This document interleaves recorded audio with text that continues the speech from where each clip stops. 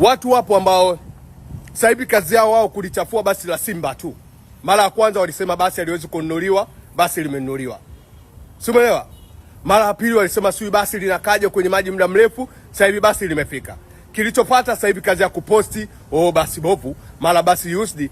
Wewe nyinyi mlisema basi halifiki.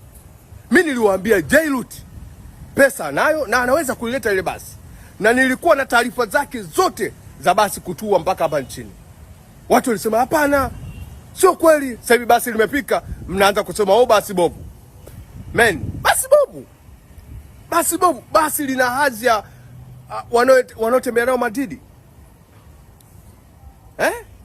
Jamani, acheni kupiga majungu. Simba wameweza, wameleta basi la level za timu kubwa duniani. Yaani basi la Simba na basi la Real Madrid. Sawa. Basi la Simba huwezi kuifanisha na Azam. Azam ni cha mtoto tu. Mnaanza kuliponda swini. No. Simba wameweza na wana basi zuri.